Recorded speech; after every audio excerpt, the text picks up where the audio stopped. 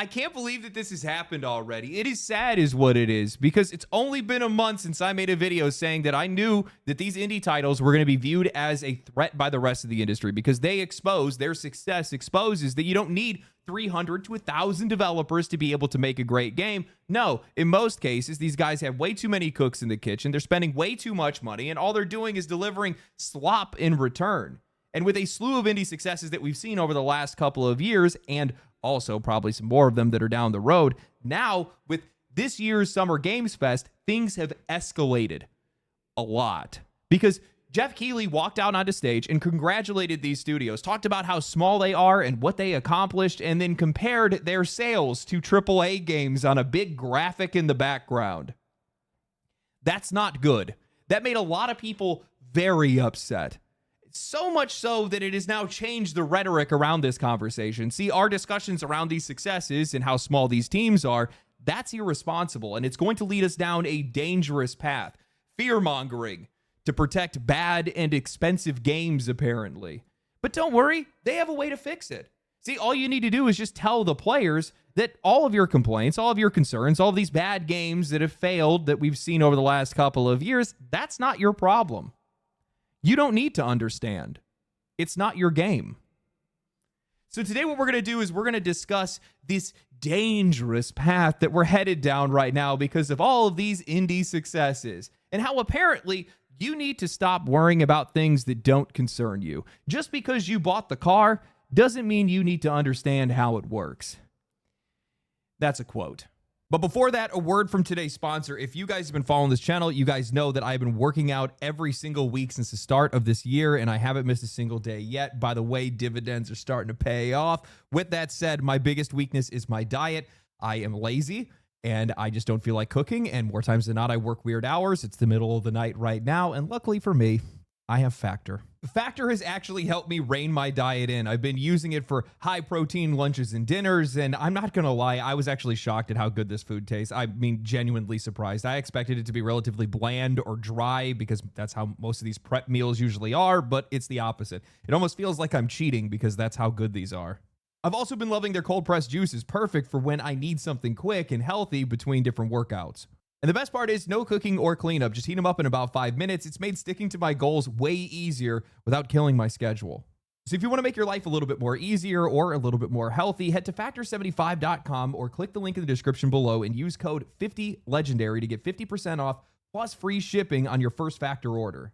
That's code 50legendary at factor75.com to get 50% off plus free shipping on your first box. We just went through an absolute storm of reveals and updates through the PlayStation State of Play, the Xbox Direct, and the Summer Games Fest, while AAA publishers were in attendance with some genuinely solid offerings coming on down the pipeline. I am so stoked for Resident Evil 9, by the way. Little known fact, that's actually one of my most favorite game series of all time. But one of the things that really should have stood out to a lot of people is how many more indie and AA games were shown, and in some cases, garnered more attention. In fact, in Jeff Keighley's intro into the Summer Games Fest, he painted the picture of a thriving, democratized industry, highlighting games like Repo and Schedule 1 as breakout indie successes made by tiny teams, yet standing next to major AAA releases like the Oblivion Remaster and Monster Hunter Wilds in sales. He also celebrated Clair Obscur as a masterpiece developed by under 30 developers who broke away from big publishers. He framed it as proof of some of today's most innovative projects coming from outside of the traditional system thanks to tools like Unreal and digital distribution. Now, to any normal person that was watching this show, this was just heartfelt appreciation, a tribute to the indie scene and what they've been able to accomplish. It's showing just how accessible and, more importantly, how possible it is to find success in the games industry regardless of your team size. However, to a few in AAA as well as in the media, Keighley's appreciation and his choice of words were seen as dangerous. In an article written by Lincoln Carpenter, a PC gamer titled "No Jeff Keighley, Clair Obscur Expedition 33 was not made by under 30 developers, and devs say repeating the myth is a dangerous path.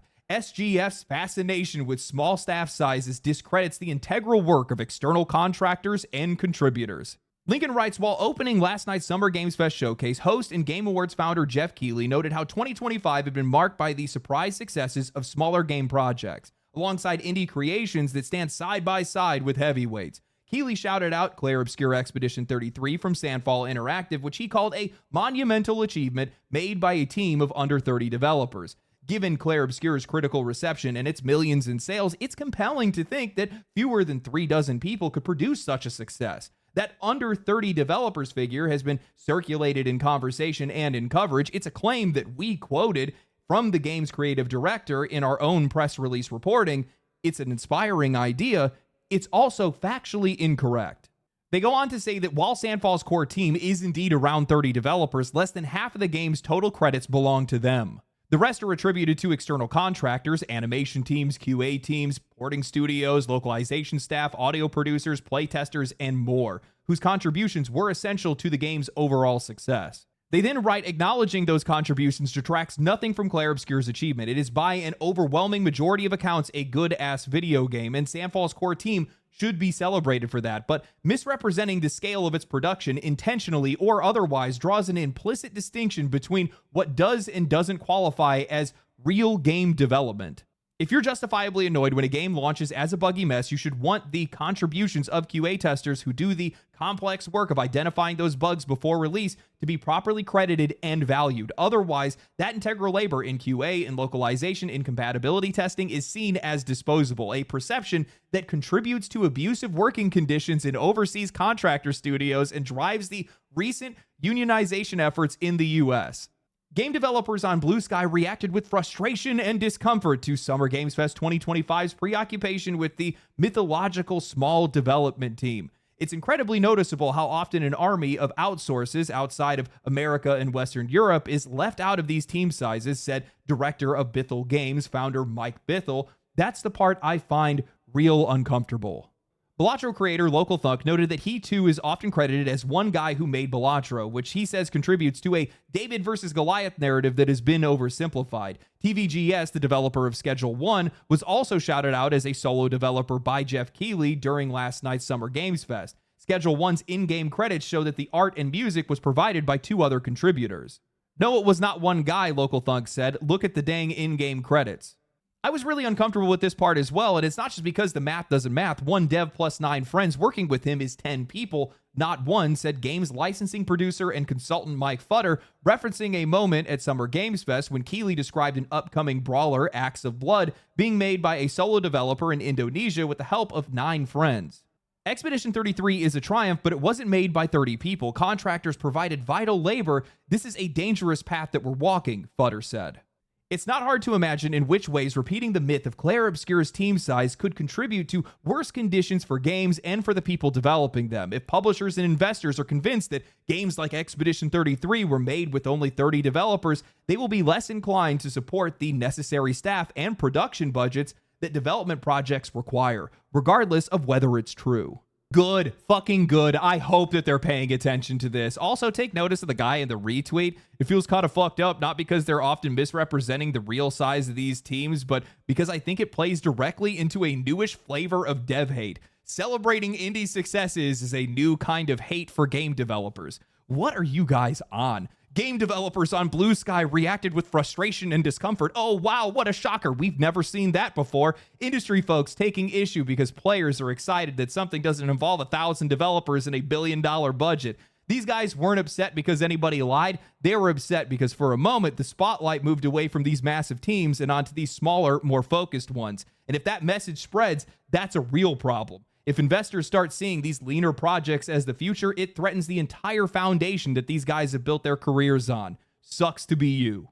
Can we not pretend like players are idiots? Nobody thinks that these games are made in total isolation. We know that these teams use external help.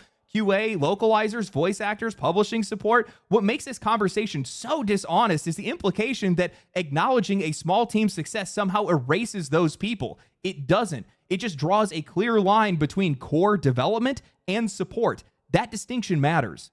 Because the core team is where the game is defined. They are the ones making the system, setting the tone, deciding what the experience even is. Everyone else, while valuable, steps in to help polish and execute on that vision. They are not the ones driving it. It's not disrespectful to say that. It's just recognizing the difference between creative ownership and contracted labor. Maybe you don't need a staff of 300 people and a budget of $200 million to make something great. Maybe less does actually mean better. And if that catches on, that is a problem, because for people whose value is tied to these studios' scale, not impact, they're going to start losing relevance. That's what really bothers these guys. Not that players are confused, but that players are waking up to just how unnecessary all of this excess is, because we are the ones that are paying for it. Prices are going up, monetization's getting worse, and it's not a mystery. These publishers cannot sustain their own bloat, their own size. So they have to shift the costs onto us. It is not sustainable. It's not ethical. And no amount of carefully worded articles is going to change that.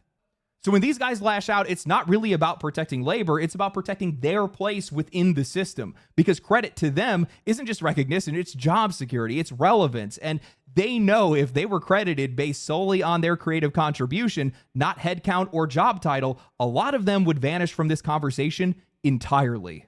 Oh, LD, how could you say something like that? Well, I mean, this entire article wants to talk about the credit of a success. All of these people deserve credit. If that's what this was really all about, how important their efforts are, then why isn't accountability in this conversation? Oh, that's right, because none of these people would ever have to face it. Only the core creatives would. So I guess they're only important when the game succeeds, not when it fails. What I find hilarious is how reactionary this entire article is and how it fails to rewrite the story before it gets away from them. And what's even funnier is how shallow their reading of the situation actually is, because directly after Keighley's celebration of indie titles, what did we see? Mortal Shell 2, a sequel from a studio that grew off of the back of a lean first project from 4 developers up to 30. Then we saw Munfish, Atomic Heart developers, who scaled up from their first success and are now building not 1, but 2 massive projects. So if this small team model is so dangerous, why does it keep resulting in cheaper games and more jobs, not fewer?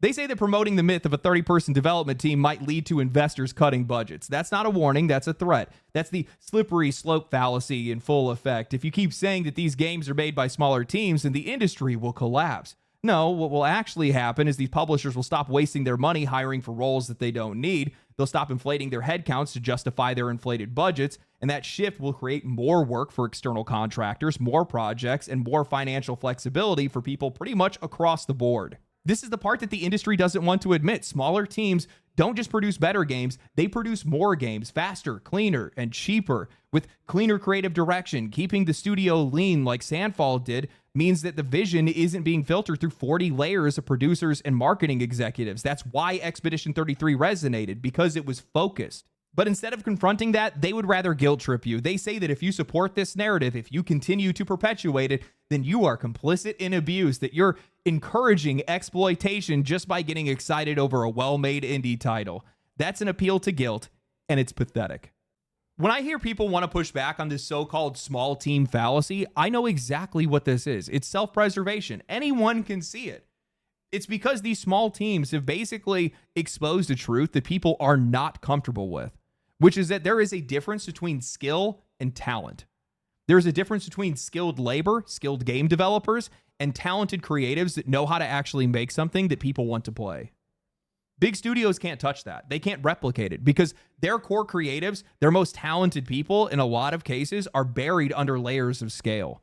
Or they're just pushed out of the system entirely, which then they go on to make their own studios, and these are some of the games that these guys are making.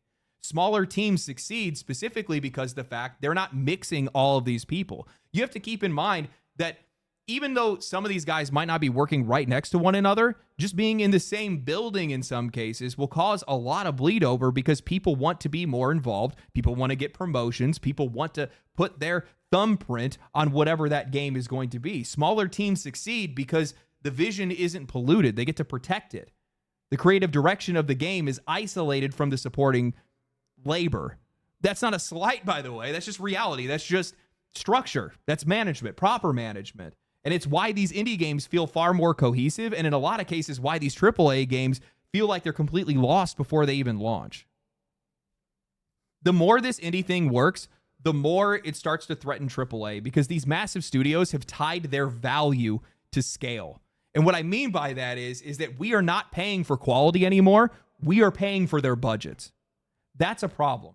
So anytime that players start asking the right questions about budget, about scale, about the developers that they're hiring, well, it puts the entire system under a microscope, and they can't handle that. They really can't, because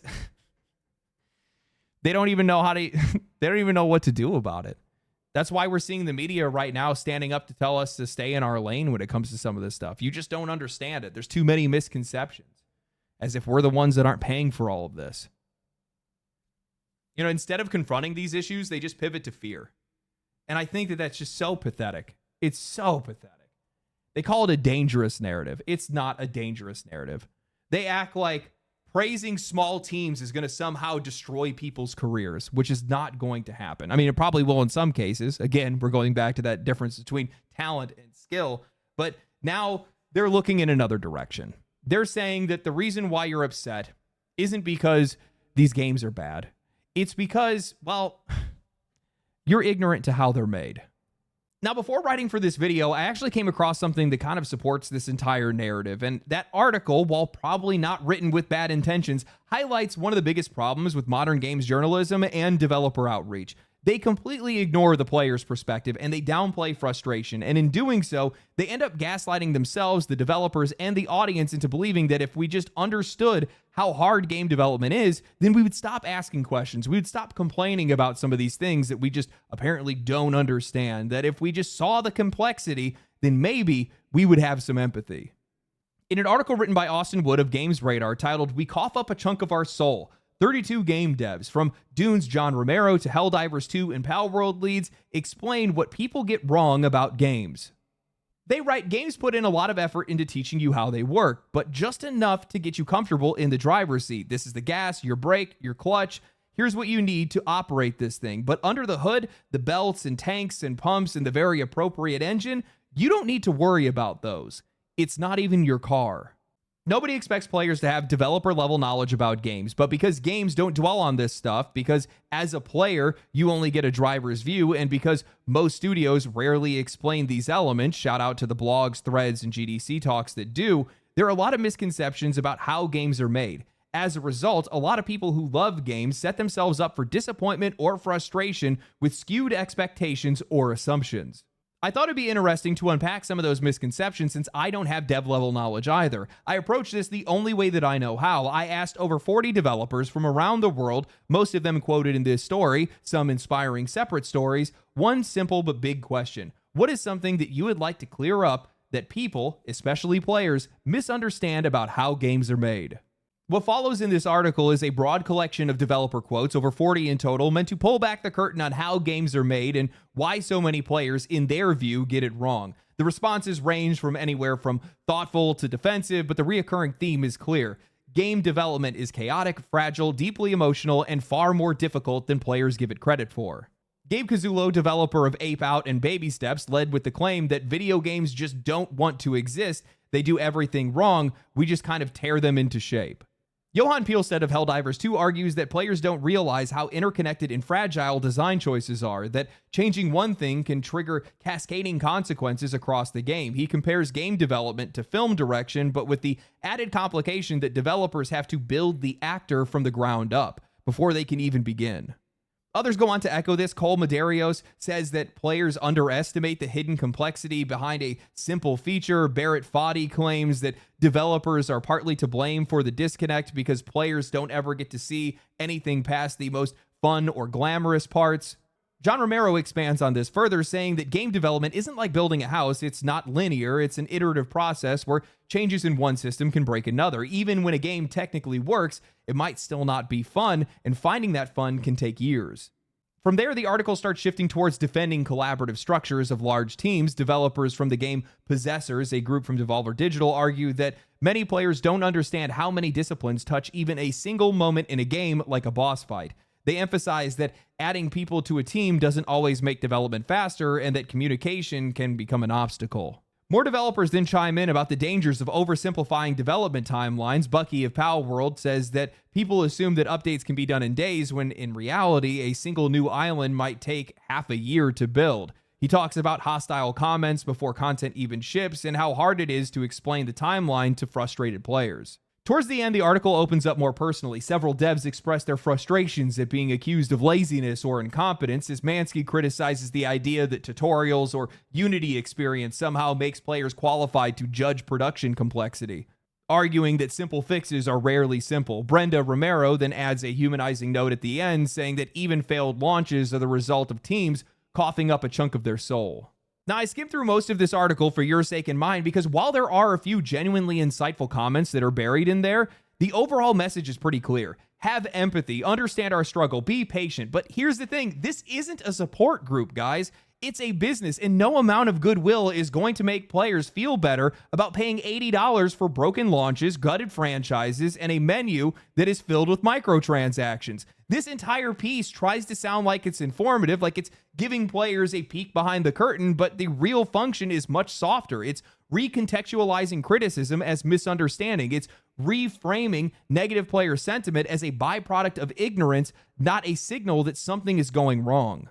Look, man, I get it. Developers are under pressure, but players are too. We're the ones that are risking our money, our time, and our loyalty. Yet somehow it's always us that are the ones that are expected to be more patient, more forgiving, more empathetic. That empathy never seems to go the other direction. We're always told that we need to understand the complexity, but when we ask for basic communication or transparency, suddenly it's not our place.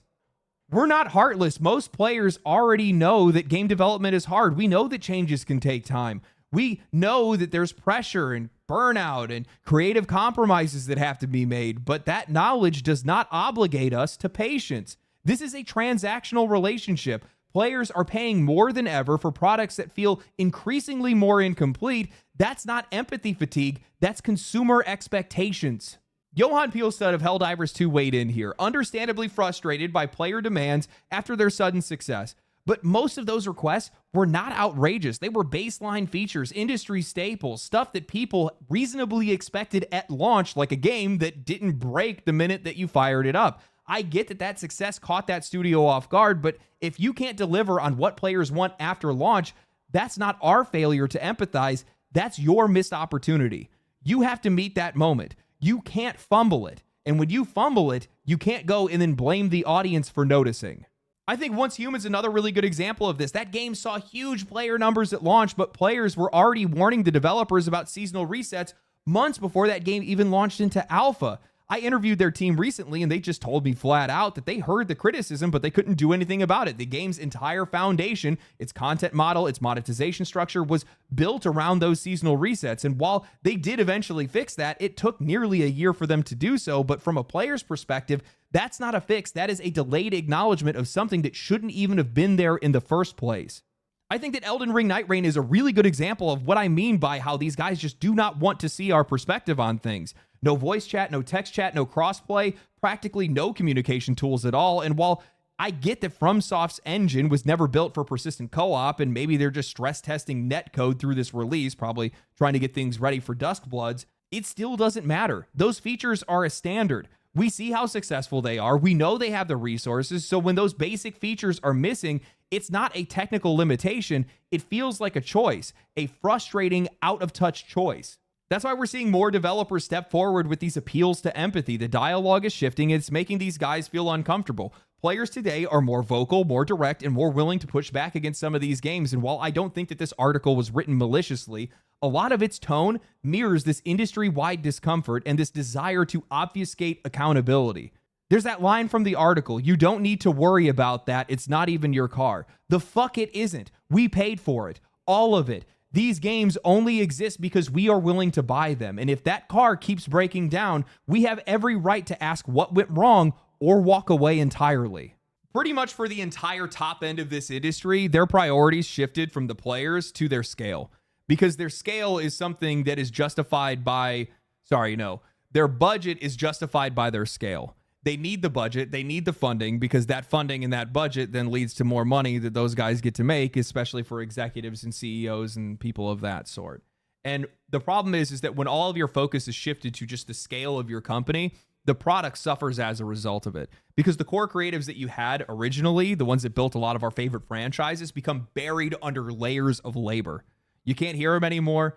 Their creativity doesn't shine the same way that it used to. That's one of the reasons why a lot of these indie games have struck a chord with a lot of players, is because of the fact that these guys do not have any time to do anything else other than pay attention to their game. They don't even have the players yet, so they're not even thinking about you. They're just thinking about this game. And is it cool? Is it fun? Are people going to enjoy it? I hope that they do. And then they find out that, yeah, in fact, we do. And the more that we speak out about these games, the more that we notice a lot of these different issues and we vocalize them, the more uncomfortable that this industry is going to get. It's going to get really uncomfortable for them in the future, because this is something that's kind of crazy. I was talking to a few people behind the scenes, and I had 2 videos about Ubisoft back to back. They got over 1.5 million views. Those videos were brought up and discussed in an investor meeting. That's trouble. Because those videos were specifically talking about their loss in quality, poor management, things like that. Nothing to do with any like social issues or anything like that. It's just literally, hey, your games used to be this. Now your games are this, and they suck. And people aren't buying them, and people aren't interested in them anymore. And for Ubisoft and for a lot of these AAA companies, they don't know how to deal with that because it's never happened before.